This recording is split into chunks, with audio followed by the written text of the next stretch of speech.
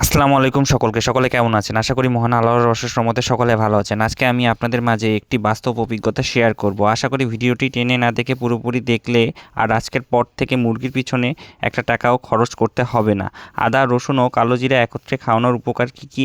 আদা, রসুন ও কালোজিরায় মূলত কী কী উপাদান রয়েছে এবং কী ধরনের ভাইরাস প্রতিরোধ করে ও কী কী রোগ প্রতিরোধ করতে সহায়তা করে তা আজকের ভিডিওতে জানতে পারবেন। তাতে রয়েছে জিঞ্জারোল, সোগাওল, ভিটামিন বি6, ভিটামিন সি ও পটাশিয়াম, ম্যাগনেসিয়াম। রসুনে রয়েছে অ্যালিসিন, যা মতো শক্তিশালী অ্যান্টিব্যাকটেরিয়াল উপাদান।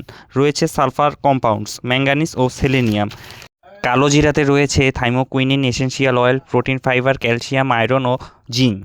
এবং যে ধরনের ভাইরাসগুলো প্রতিরোধ করে তা হচ্ছে Ranikhet, Gumboro, fowlpox, bird flu. এবং এই সকল উপাদান একত্রে খাওয়ানোর উপকার হচ্ছে ব্যাকটেরিয়া ও জীবাণুর বিরুদ্ধে কাজ করে, কৃমি ও পরজীবী কমাতে সাহায্য করে, স্ট্রেস কমাতে সাহায্য করে, রক্ত সঞ্চালন ভালো রাখতে সাহায্য করে, হজম শক্তি বৃদ্ধি করতে সাহায্য করে, ঠান্ডা ও সর্দি শ্বাসযন্ত্রের সমস্যা কমাতে সাহায্য করে।